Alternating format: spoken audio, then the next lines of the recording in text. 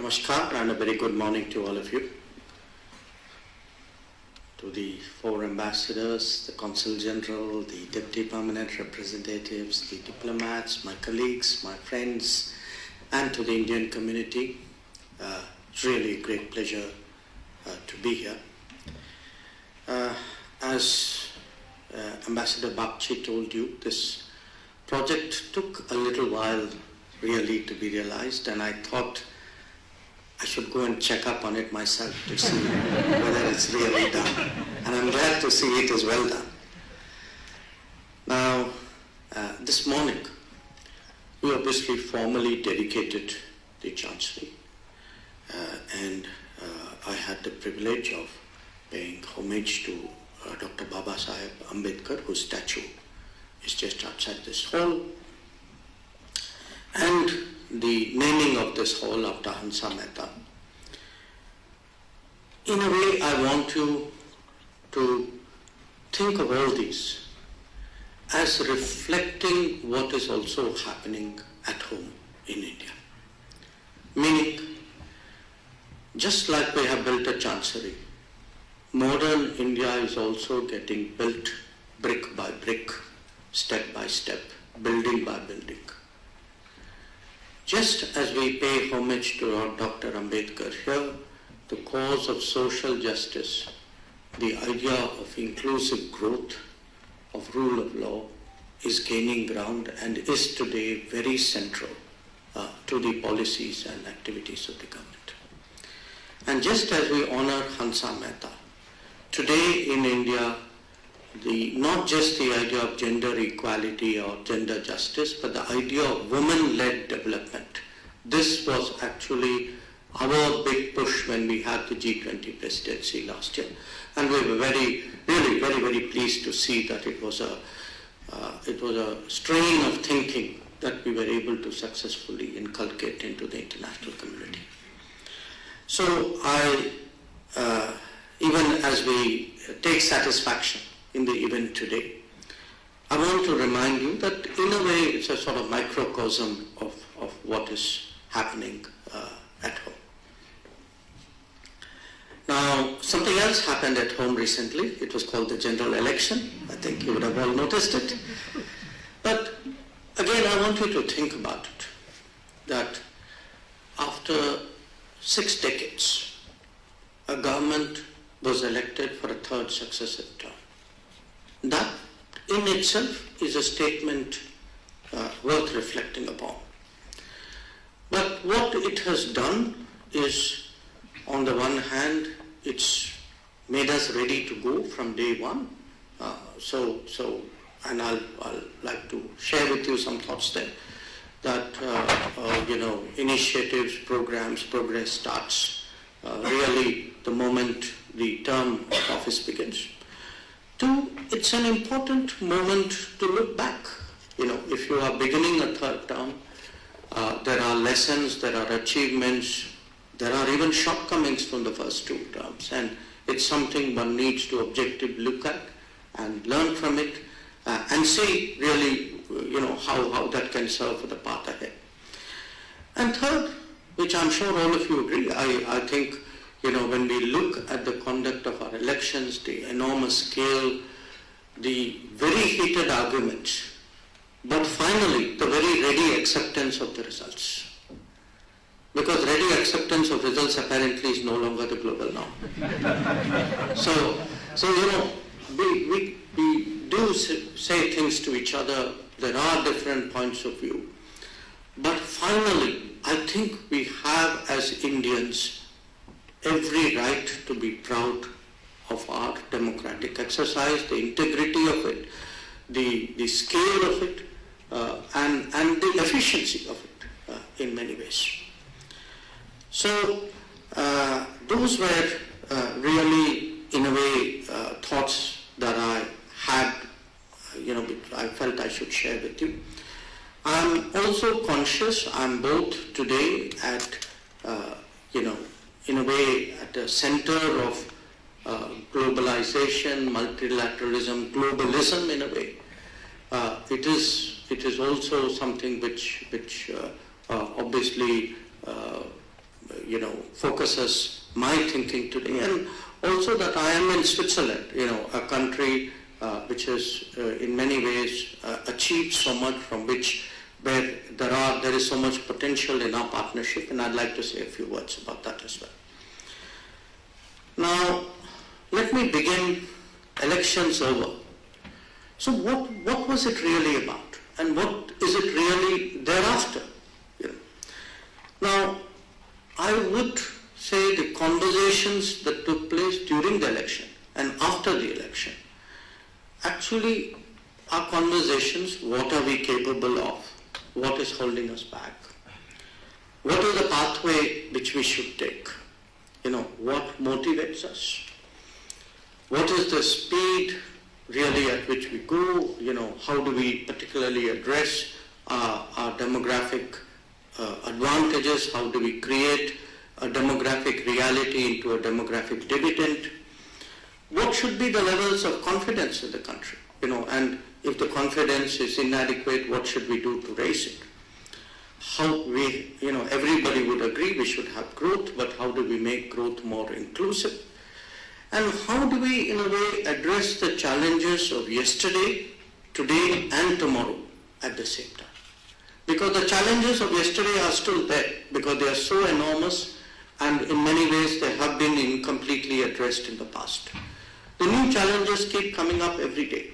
But if we keep looking back, or only looking for the day, we are really not planning for the day ahead, and we will constantly remain behind the curve. So really, how do we do all of this?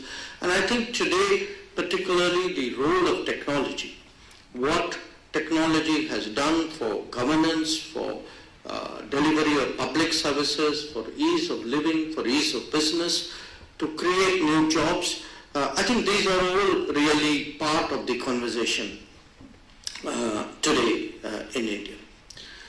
And let me start in a way by that looking back, as I said, for us, we've been 10 years in office, and when we look back, as I said, there's a lot that has been achieved. But these building blocks, the bricks and mortars which you spoke about for this building, those bricks and mortars are also being put in place in India. And I want to share with you, I can speak, you would say, okay, here's one more minister who says very nice things. So I want to give you some figures, because there is a certain exactitude, a certain accuracy, even a certain belief which comes out of figures. And I've tried in a way to take different sectors in the last 10 years and try to reduce it to some figures. So let me share about 7 or 8 of these figures with you. And of course, the overarching figure is, okay, in these 10 years our GDP doubled. But look at the bricks and mortars, okay. Our high-speed road corridors in these 10 years have increased by 8x. That from 550 kilometers, today they are 4,300 kilometers. If you look at the metros in the country, 10 years ago there were 6 metros, there are 21 now. There were 550 kilometers, there were 250 kilometers then, there are 950 kilometers now. If you look at the port handling, it's almost doubled in this period. Airports, and many of you would travel to India, actually airports have doubled in this decade. And when you say airports have doubled in this decade, that means you're actually on average building 7 to 8 new airports a year. Okay. I just came from Germany, but they're very proud that they built an airport in Berlin. It took them, I think, 4 years or something. So I mention this because these are indicative of really the speed of the changes. We speak about, and it's something which every one of us relates to. Most, people like me, people like my colleagues here, we all live abroad, we go back to India, and what has been our refrain for so many years, is, oh, it was so nice there, we come back here, and what am I going through? Now you're going through a country where 28 kilometers of new highways are being built every day, where 12 to 14 kilometers of rail track are being laid every day. So if you look, and I'm not even talking Vande Bharat and the better quality of trains. So I want to share with you this sense that, look, the bricks and mortar part, the infrastructure, something which has held us back, which every one of you has personally experienced. That is changing. But changing that is not enough, because at the end of the day, countries, societies are about people. So how are the people changing? Now, the people changing is particularly important because, we are a young country. I mean, we are today on median age, about at least 10 years younger than almost every other major economy in the world. And in fact, in the next 20 years, 25 years, actually the gap will grow. We will be even 15 years younger than most major economies in the world. So what have we done in terms of human resources? What lies in a way ahead of us? And it's again important to look here at achievements. Achievements not to satiate but to motivate. Not to say I've done well, aha, so I'm done. But to say I've done well and I could have done so much more. And if I could have done this in 2 terms, how much more can I do in a 3rd term? So I can tell you the intent today is actually to speed it up, to ramp it up, to increase it, to keep telling ourselves that what we have done is just a beginning. I mean, there is no intention of resting on whatever laurels they may be. And I again want to talk to you about it because I must tell you, when I travel around the world, and you would have noticed I do a fair deal of that, most of my counterparts, most of the presidents and prime ministers I meet, yes, we do the foreign policy bit, that's the professional part of it. But they are enormously interested actually in what is happening in India. It'll amuse you. Sometimes the conversation, even the words, are very similar. I had the leader of a very major Arab country actually say, we have food distribution system and Minister, you don't know how much leakage we have. The word leakage immediately resonated for me. Because he was very interested, how do we today manage the food support, the Anna Yojana, where, today they are covering 830 million people. How do we manage that with actually much less leakage than there's ever been in the past? Or people who ask today, how have you improved your income tax collection? Because, every president and prime minister is interested in increasing the revenues. So we, again, when I look back at these 10 years, yes, there have been changes for the good in our country. But I also say to all of you that those changes actually globally resonate. That other countries today look with deep interest. They may not be able to exactly copy it, but somewhere in what we are doing there are lessons for the rest of the world. And if people feel this country, which bear in mind, which is still at $3,000 per capita income, below that, is able to do that much, we really need to look at what they are doing. And again, let me give you some numbers, because I feel numbers in a way are a better sort of indication of progress. I mean, all of us do it in our daily lives and in our professions. If you take, medical colleges in India, and again, all of us want good doctors, as many doctors around us as possible. They've actually increased when, in 2014, there were 387, there are 706 today. If you look at all India medical institutes, which many of us are familiar with, we go to it in India, they've actually tripled from 7 to 22 in the same period. In fact, the number of students, people going for PG and MBBS degrees have doubled in this period. The higher secondary schools have grown by 60%. And if you look today, and schools with computers, which was about a quarter of the total schools in India 10 years ago, are today almost half. And, since we were talking about Hansa Mehta, today if you look at school enrollments in India, for the first time more girls are enrolled than boys. In fact, if you look at even higher education, the number of girls, the females in higher education has gone up by 32% in this period. So I'm sharing with you this, and everything, I said medical, the same thing holds true for technical, that you actually had pretty much, if you look at the education and skills sector, whatever was the baseline of 2014, I make this as a broad proposition, in the last 10 years has actually got doubled. Now, if we could do that, doubling in 10 years, and with that as a base and all the experience, of course you can see that, the coming term, when we say, okay, we are heading towards Viksit Bharat, developed India, we have today the confidence, the experience to really do very much better than that. So, again, I've sort of given you one part of the story, the institution building, the hard infrastructure. I've given you the human resources side.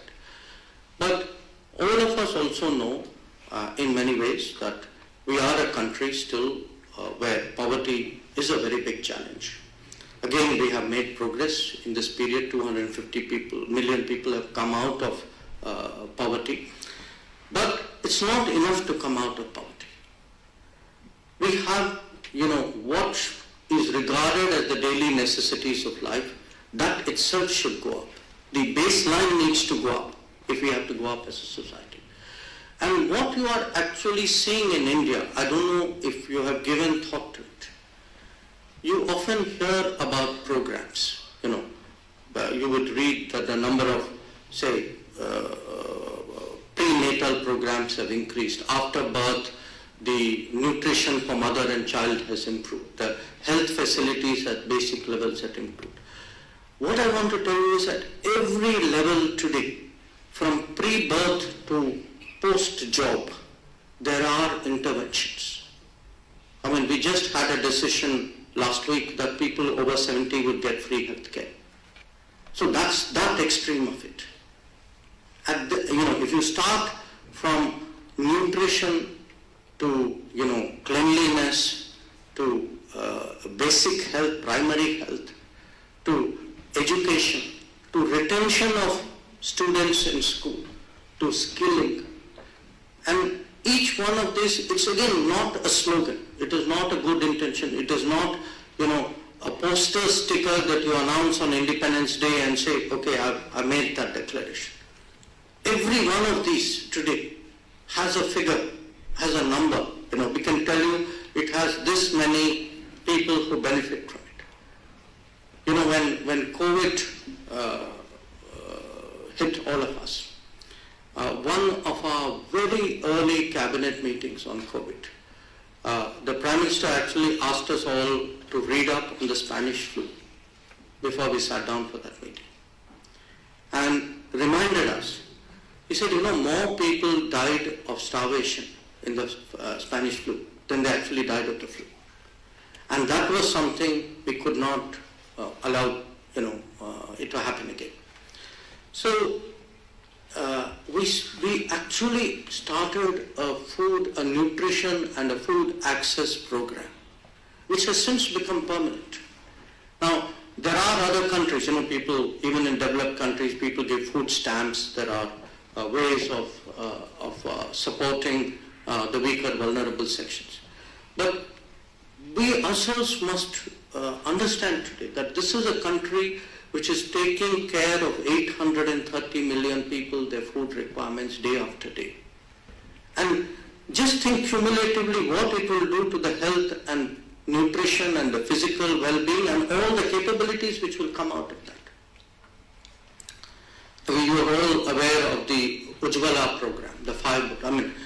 To burn firewood in an enclosed building is almost medieval. Other than the health implication. Now, look at the scale. To replace for 100 million homes firewood burning with gas cylinders. Look at the enormity of it.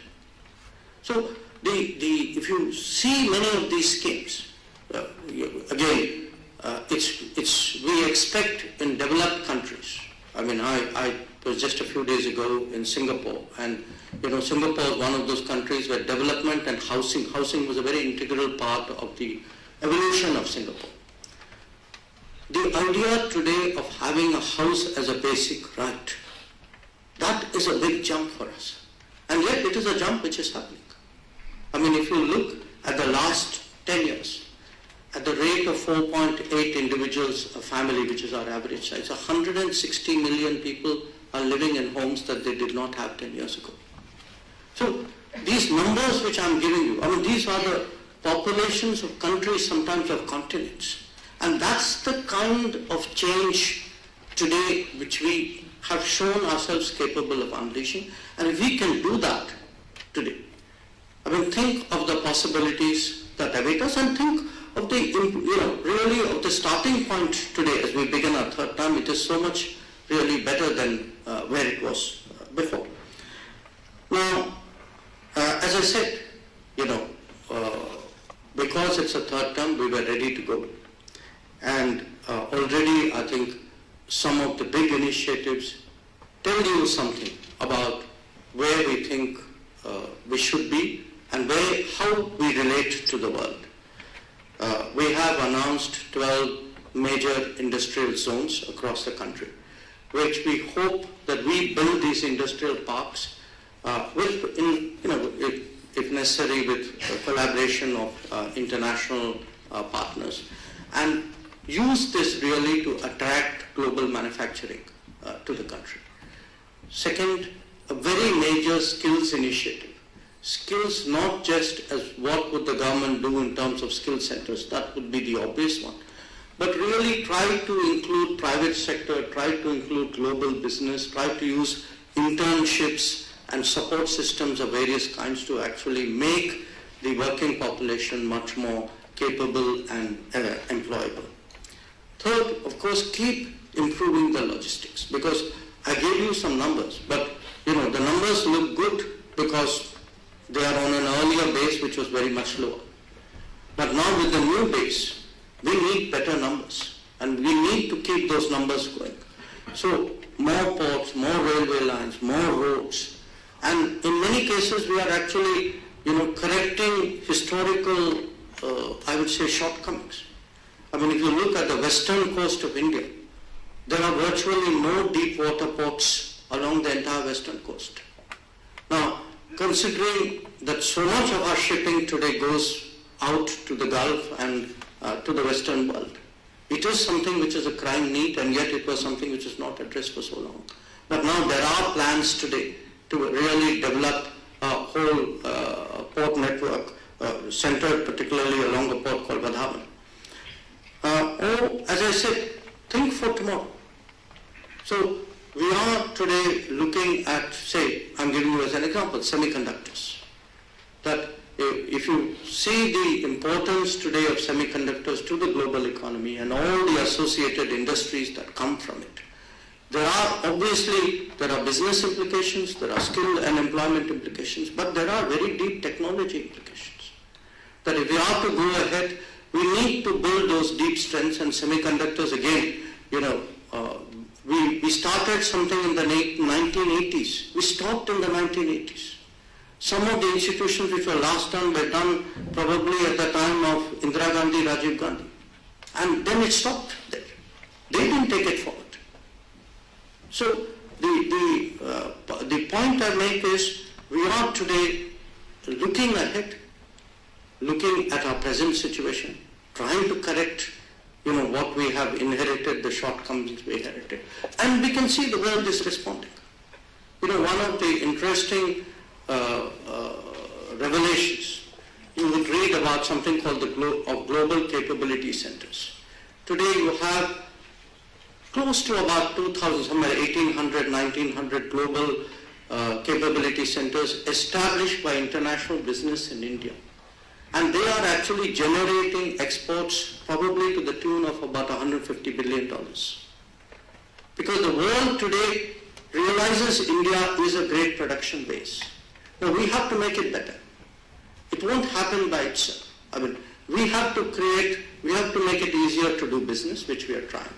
We have to, reduce the levels of bureaucracy. We have to improve the logistics. We have to create that platform because business, you have to compete in the world really for business. And that is something, which we are seeing.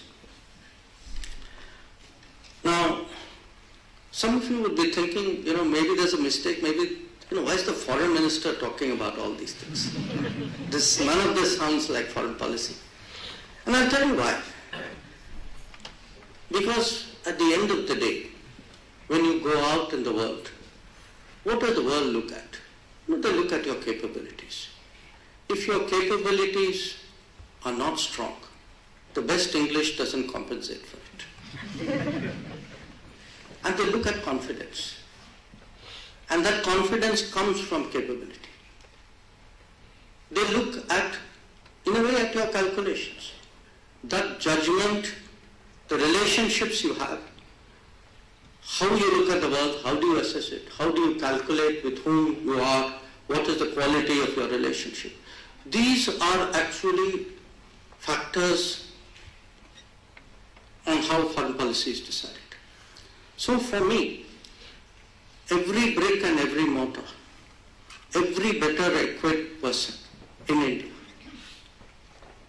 everybody with better health, better roof, better condition of life, and therefore a greater ability to contribute, is actually part of the cards I hold in my hand when I go out of India and deal with other countries. So for me, all that happens at home is actually the basis on which foreign policy is conducted.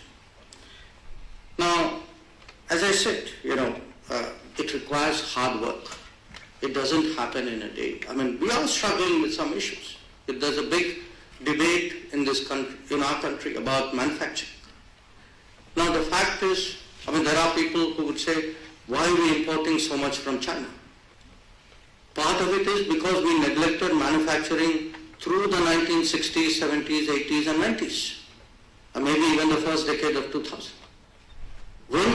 Think back, all of you are as connected and have as good a memory about our country as I do. When did we actually have governments who made a major push on manufacturing? And yet there are people who today come and say, no, we need to find a fix, as though it's something you can do instantaneously. In fact, and there are, by the way, people who actually also say that we are incapable of it. We should not even attempt it.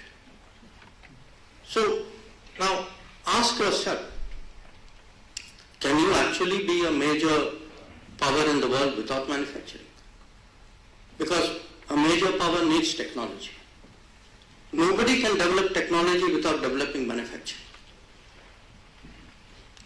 But yet, you have that strain of thought also. So, as I said, it requires, until we develop the human resources, it requires hard work. Until you build the infrastructure, until you have those policies. So life is not khatakhat. Life is hard work. Life is diligence. Anybody who's held a job and labored at it knows it.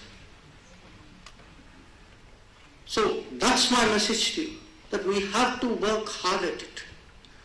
But I'm also conscious, I'm in Geneva, and I need to say a few things about what's happening here. And as Ambassador said, I've last day met a number of heads of international organizations. So I want to share a few thoughts about what happens in Geneva, how do we relate to it, what are the conversations, what are our interests. Thank you. So,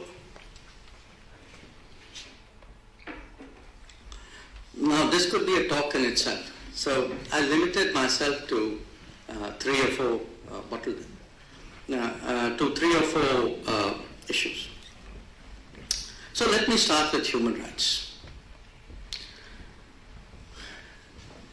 It's a very big subject in this city, rightly so. Human rights should be debated. After all, everything I have been talking to you is about human rights. But when it comes to human rights, India is actually a very unique society. And I'll tell you why. Because if you look at the history of the world, with the exception of India, maybe somebody else, I'd be open to that suggestion. But I would say probably with the exception of India, every other society has put an enormous emphasis on uniformity. When people think of a country, they think of one language, they think of one faith, they think of one ethnicity.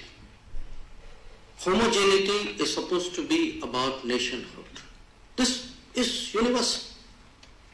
Even countries who have a range of people, a range of languages, actually impose that larger uniformity construct on their entire society.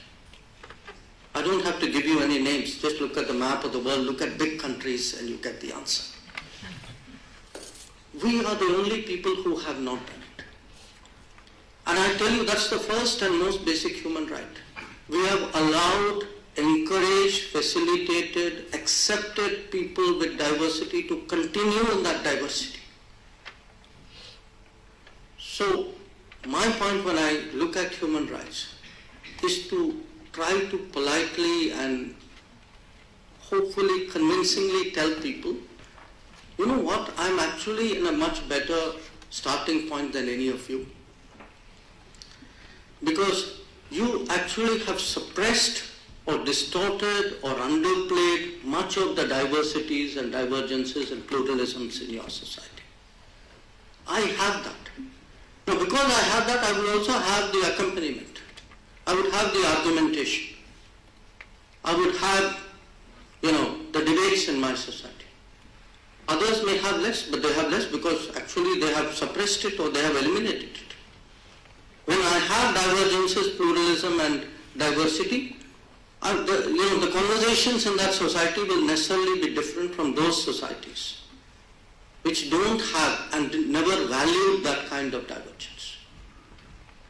The second, of course, is that a lot of the conversations on human rights are built, I would say, these are, in a way, you can say post-predatory conversations, that after you've dealt with the whole world for centuries, now you can come back to Geneva and give lectures to other people.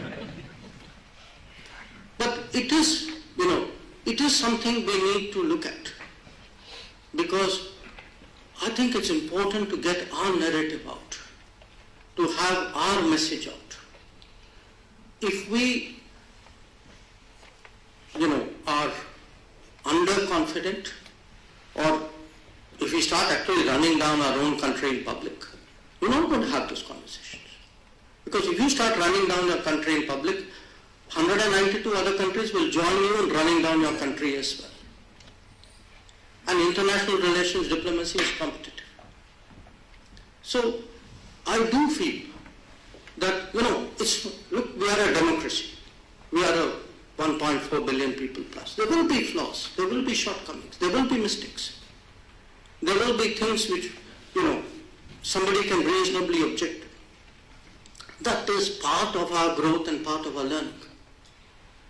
But it should not become a kind of a tactic, a kind of gamesmanship to put India on the back foot.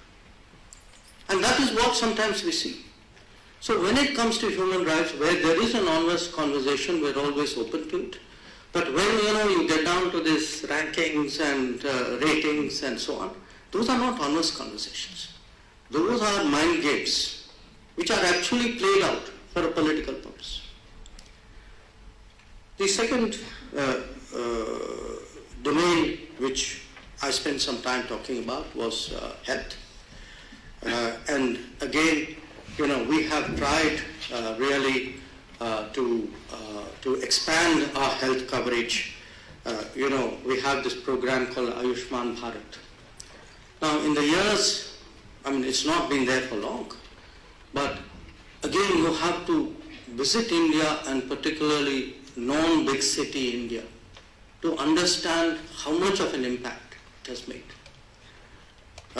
Just 5 years ago, the footfalls which we used to get on Ayushman Bharat programs were 135 million.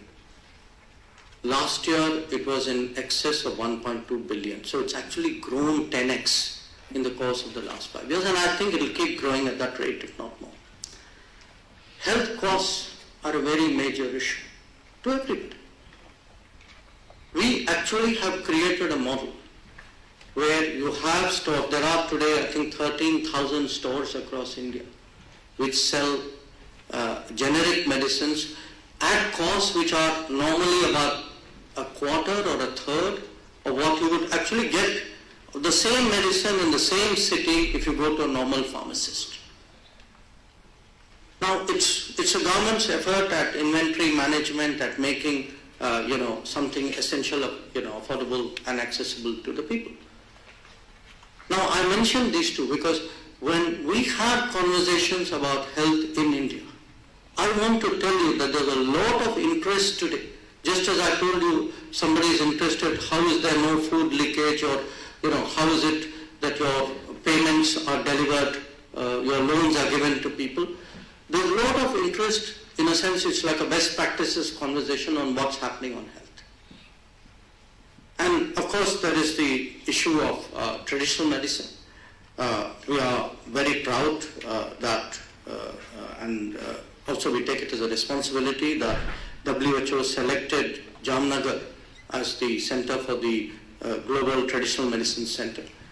It is something which we take seriously. We had our first summit, Traditional Medicine Summit last year, and we want to take it forward. A third area is ITU. I think some of you are associated here with it. And again, look at the telecom sector. Till a few years ago, you look at 2G, 3G, 4G. We were importers of all three. Yet when you put your mind to it, within the space of a few years, we are actually able to come up with a 5G stack. It's not a small achievement. Look around the world, how many countries actually have created a 5G stack? And if you look today at the rollout, we had a telecom conference and both the heads of Nokia and Ericsson were there. I mean, they were frankly staggered at the speed of the 5G rollout today in the country. So for us again, last year the ITU opened its South Asia area office and innovation center in Delhi. We think it's a very good thing. And this year we are looking forward to hosting the ITU's World Telecommunication Standardization Assembly next month in India.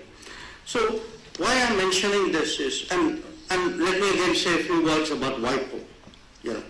Again, we have collaborated with WIPO to open 34 technology and innovation support centers in India. We actually hosted the WIPO Patent Adjudication Masterclass in Delhi. So, there is today this big effort.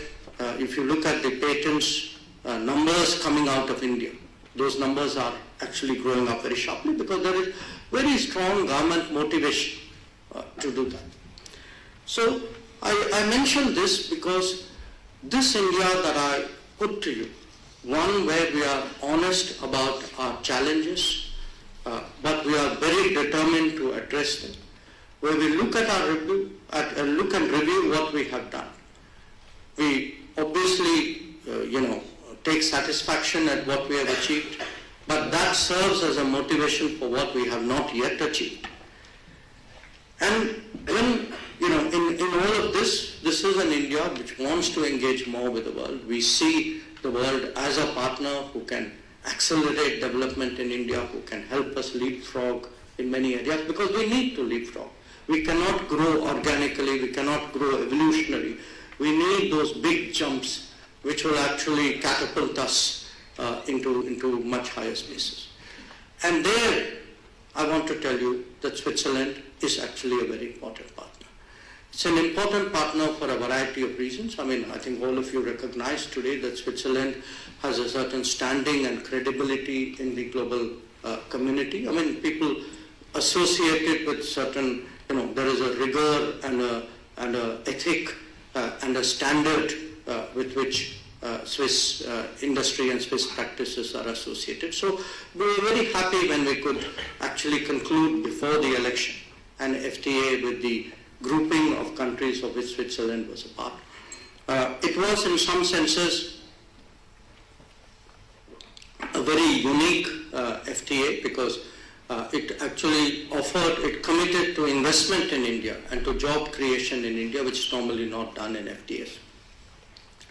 But when we look today at, the industries, especially of the future, when we look at, what, for example, the pharma, the medical industry holds for us, when we look at clean and green technologies, when we look even at logistics, there is a lot, and one other area I must say, which is so obvious when you come to this country, when we look at tourism, that there is a great desire today to build tourism in India. We handled the entire G20 with a view to get foreigners. For us, the people who came to the G20 were probably the most powerful 100,000 influencers of the world.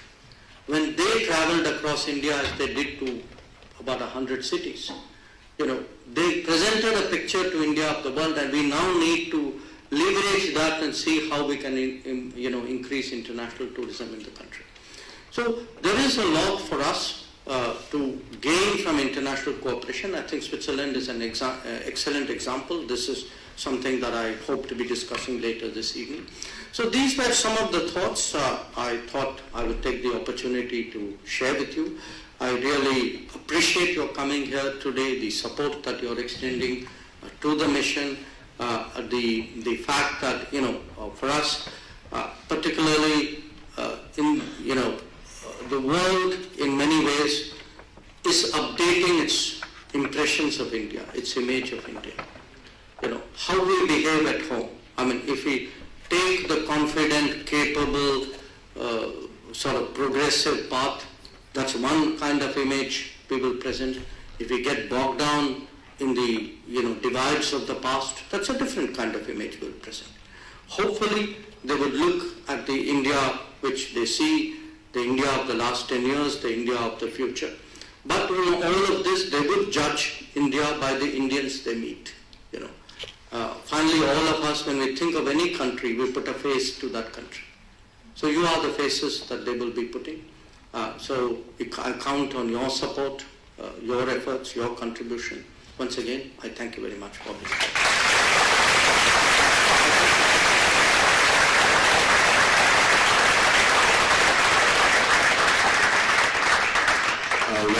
Ian has kindly agreed to take a few questions. If I can have the arrangements in place on the stage quickly, please. Yes, sir. The arrangement is coming somebody's on. Ma'am, if I can get the mic there, please. Yeah.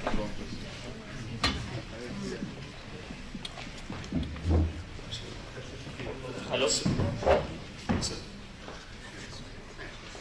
Actually, I'm comfortable here. Don't worry.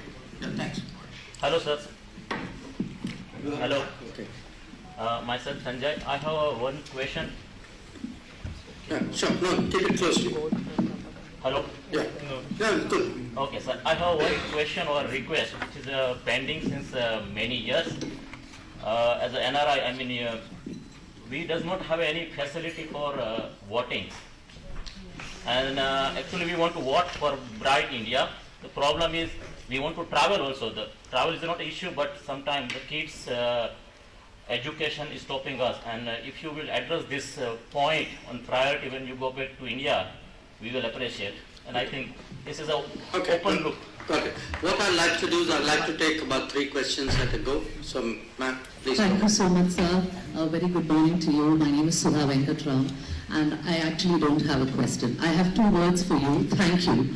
Thank you for putting India on the map, a new India, a modern India, which we are all very proud of. And like you said, we are also a firm India right now.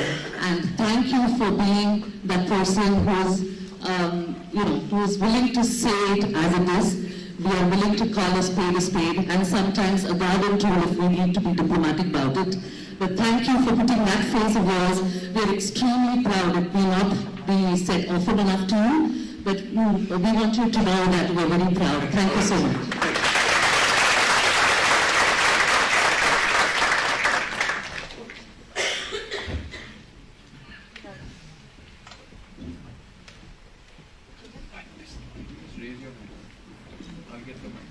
Hello? Can you hear me? Yes. Respected Dr. S. Jayashankarji, Namaskar. My name is Vinay Khosla, retired from UN staff. I would like to ask you a question which media reported a few days ago. This is a completely different kind of question. Recently, some foreign diplomats based in New Delhi had personal meetings with certain opposition leaders in their state. It is not so difficult to imagine what kind of discussion took place.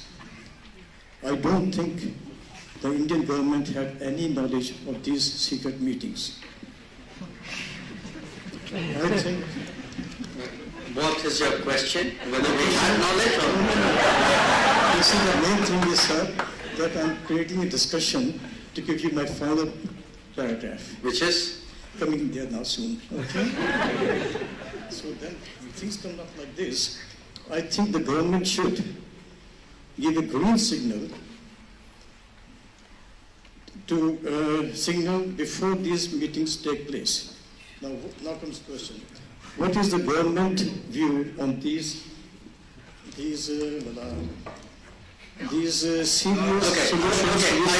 think I got the gist. Just as last word, this serious solution which could lead to problems for the community and the country. Thank you, sir. All right. Okay, one more. Who would like to choose? No, wherever the mic goes.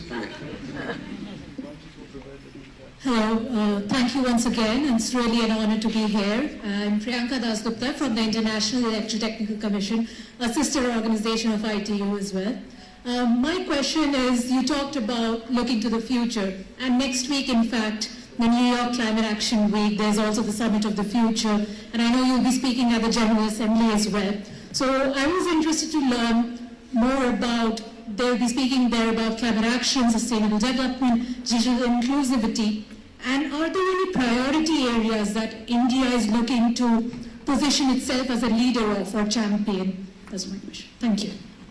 Okay, let me take these questions. One, sorry. Yes.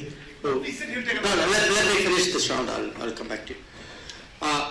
The voting issue. Look, we very much understand the desire of Indians who live abroad to participate in the democratic exercise. After all, you too want to contribute or to help shape the direction in which it's going. But here's the problem. The problem is today there are, I would say, roughly about 20 million citizens of India who live abroad, across countries. We can't say if we extend voting rights that we'll do it in some countries and not some other countries. So we'll then have to, if you even contemplate, I'm putting other issues aside, just look even at the logistics of it. You really then have to undertake an electoral exercise across 193 or 195 countries of the world, and you can see what the challenges of it are. I think what we do try to encourage is for people during that period to come back. Hopefully, as our airlines, I told you, more airports, more aircraft. So keep traveling to India. Even my tourism requirement would be done if you bring 5 Swiss friends along. But right now, honestly, for those who live, citizens who live abroad, it's a different issue. Those who've taken nationality of other countries, that's a different issue. There we've tried to use OCI as a via media. I think that's really, in fairness, the picture that we have at this time. On the, people, diplomats meeting people, I would only, say this, that, in fact, I would make it in a way a bigger issue, when I say bigger issue, I'm not making it a bigger problem, I'm just giving you the larger principles of it. What happens in many countries is that countries often practice abroad what they're sensitive to at home. So whenever people do any such thing, they must also think about what it would happen if this happened in their own home. It's something they should think about. I spoke earlier about, even rankings and, comments about politics of other countries. I have no problem if people comment about our politics. But then I think in fairness, they should also be ready to hear my comments about their politics. And believe me, they have very thin skins about that. How to get a more mutually respectful world, more equal, because everybody says they are equal, they don't actually behave. It's a bit like Animal Farm, some are more equal than others. So how do you actually create that? I think that's also one of the big debates which is today taking place in the world. On the Summit of the Future, yes, to me there are a whole lot of concerns. One big concern we have is how much Sustainable Development Goal targets have fallen behind and how little attention is really being paid to it. Lip service is being paid to it, but practical steps are not being given. And I can tell you, I'm saying this by virtue of my travel. There are still large parts of the world which have been so devastated by the COVID that even today they haven't gone back to pre-COVID levels. That their spending on health, their spending on education, their economies have shrunk. Their confidence is broken in many cases. So what do we do for that post-COVID repair? How do we get the world back on track? I think that's a very big issue. But in terms of what can India do in a way as an exemplar, if I were to pick something today, not just for the Summit of the Future, but generally, I would actually pick our digital.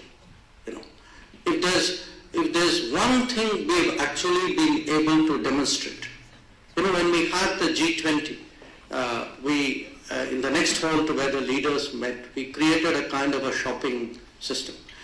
But we told everybody, we'll give you a phone, we'll put money in your wallet, now you don't pay cash. We want you to use the UPI and do that transaction. And for people, it came as a revelation. When they see banana sellers on a railing on a street, actually with a QR code, that's when they realize how deep actually the embrace of digitization has been in the country. And I think if you look at the deployment and the application of not just digital technologies, but digital mindset, the people are willing to use that. Today you don't need a wallet when you leave your home, you need your phone when you leave your home. Just look, that our transactions may sometimes be very small. Look at the volume of that transaction. That, we are generating between 10 to 13 billion fintech transactions a month. There are countries who don't do a third of it in a year. So I do think for the rest of the world, both as an example, as a sharing, as a platform on which other things can happen, it's had a huge difference in governance. Most of you would actually be experiencing it without even realizing it, what difference it's made on passports. That if we are able today to, forget that era where we wrote letters to your RPO to say, are you really you? Please confirm. That era is now behind. The missions have a database. If somebody loses something, they check the database, figure it out and give you an alternate passport. It couldn't have happened without that. And there are many countries which struggle with that even now. Even sometimes developed countries which, it's very interesting if you look at digitization. It's not a function of either income or even of capabilities. There is some other factor which is a policy leadership and a policy embrace of digitization as a societal tool and as a governance kind of mechanism. So I would actually focus most of all there. So can I take one more round? Dr. Shankar, my name is Saurabh. Pleasure to have you here. There's a headline going on in viral in India, social media since yesterday, that Dr. Jai Shankar blushes, as the ambassador calls him, the star. I would like to understand, among all your peers, of all your foreign ministers, who do you consider the star and why? What will you do to be like or strengthen India's relationship with that country? And no diplomatically correct answer, please. Honest.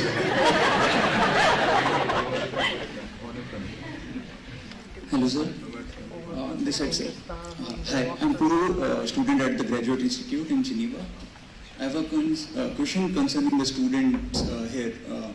Generally, I acknowledge the fact that the Permanent Mission and Consulate General is taking a lot of initiative to include students in its activities and events, but there's still a long way. Like, we don't have the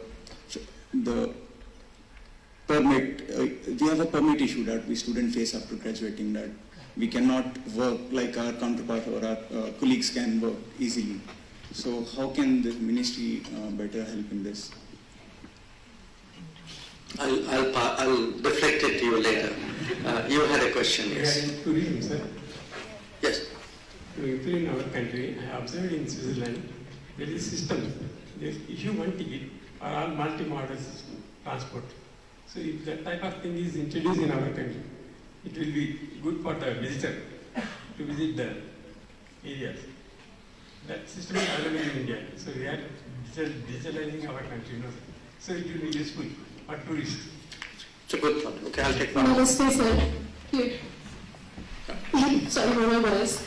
It's lost. I thank you very much for all the data that you have presented, and I love data, and I'm really proud of the way India is progressing. But I would like to ask you that maybe I missed, but the data regarding the sexual assault happening on girls and women safety was, I couldn't hear it from your data. I would like you to, I don't want to remind you, but you know the number of incidents that are happening in India. There is a movement going on currently all over India and around the world. Kindly give me your thoughts why the Justice of Arjikar Medical Hospital case is delayed by more than 1.5 months. Charles time no justice has been given. Thank you. Can I take one more and complete that round? Can I speak without a mic, sir? Your voice seems clear. I'm Anil Sharma, I was the head of the cabinet to complement On IC-814, which got hijacked to Kandahar in 1999. And there's been a movie which got released recent, a series actually. It's more, what I'm saying is more of a statement, and also, if you can comment on that. They've shown me in poor light, but that's a personal story. They've shown the bureaucracy and the people who are dealing with it in very, very poor light. I mean, it's been exaggerated. And I, as a proud Indian, feel very strongly about it. And you could add a comment on something like that. Because I've dealt with people at those levels, Mr. Doble, for instance, and Mr. Jaswant Singh. These are the people I was in regular touch with. And just for your questions. Okay. Thank you. So I think this is look, I'm not ducking the question, but I'll tell you in all honesty, what happens is when you meet other foreign ministers, and I think everybody evaluates everybody, it's very natural. There are people who've been there for a long time, again, I would say roughly half the world's foreign ministers are people like me who were diplomats before they became ministers, and about half would be people who had no foreign policy background and became ministers. When you evaluate people, if you ask me a single, name that one person, I would find it very hard, honestly, to do that, because I would see different strengths in different people. There are people very dogged, there are people very skilled, there are people very charming. So what happens when you go through life, you meet people, you kind of say, okay, I must remember that the next time. So you keep picking up. It's like a self-improvement sort of technique, you can say. So I am in a way ducking your question because there are 193 foreign ministers. You name one, I've just made 192 enemies. I don't think that's a smart move. But honestly, there is, I've really learned from a lot of my peer group and often, like in any business, people sit down and chat and exchange notes. So that's really the way the business works. On the work permit, I honestly don't know. I have the ambassador here. If there is an issue today, I'll take a briefing from him. If there is something we need to do with the Swiss government, I promise you we will. I do want to make one point here today. We are very strongly committed to promoting a global workplace for Indians. We want mobility and migration to be legal. We want students to be given a chance to work. This is very much an important part of our foreign policy, not just in Switzerland, across the world, and it is something we will apply in equal measure in Switzerland as well. Your suggestion on the multimodal ticket, I think is a very good suggestion. There are many areas where we are still growing, sometimes growing the capabilities, the infrastructure, but often looking at other people's best practices. And, it's certainly something which needs to be thought about. I would say a country like Switzerland, certainly in tourism, can be for us a very, very good partner. Regarding the women's safety issue and the RG car case, look, I don't think there can be a single person in the country who's not outraged by what happened. And you can see that on the street. Now, the fact is, women's safety, crimes against women is an issue in our country. It is, it may be an issue in other people's countries as well. That doesn't mitigate it in us. So, I'm reminded in a way of something once the Prime Minister said. He said it from the Red Fort. He said, he said, all of us, we say things to our daughters when they go out late at night to ask them things. Do you do that to your sons? So there are, it's really in many ways, it's often a specific issue, but there are larger issues. And that is why, to me, there are so many aspects to this problem. It starts with, first of all, the idea of respect and equality and in a sense, the kind of non-discriminatory opportunities which are given. And I think, to ensuring today the safety and security of women is a very, very big issue. And I don't think, if you ask people what you think about it, I think there would be a unanimity of opinion. What is today, happening there? There are other aspects of it. I don't want to go into anything political outside the country, but, all I can say is, I'm sure like you, everybody in this hall, like me, would have that very deep sense of outrage and anger at what happened to that doctor. On the hijacking issue, to be fair, I haven't seen the film, so I don't want to comment. But I'll tell you something interesting, which you may remember. In 1984, there was a hijacking. I was a very young officer. I was part of the team which was dealing with it. And midway through the hijacking, I realized, not midway, about 3-4 hours, those were the days you didn't have cell phones and all that. So, and I had a small, my son was a few months old. my wife used to work, so it was my day to go back home and feed my son at lunch. Okay. So I rang up my mother actually to tell her, look, I can't come, there's a hijacking. And then I discovered my father was on the flight. Okay. And the flight ended up in Dubai. It's a long story. But I mean, fortunately nobody got killed, but it could have ended up wrongly. So I know what, and it was interesting because on the one hand, I was part of the team which was working on the hijacking. On the other hand, I was part of the family members who were pressing the government on the hijacking. So actually, I had that very unique window into the, on both sides in that sense of the problem. So I do understand, often these are situations, and look in movies, movie guys don't make the government look good, then nobody looks at the movie. The hero is supposed to look good, not you. So I think we've got to accept that as par for the course.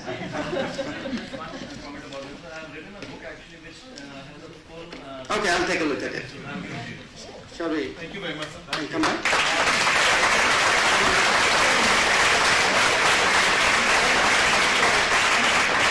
Once again, really thank you all for being here today. I wish you a very good day, and I hope to see you the next time I'm here.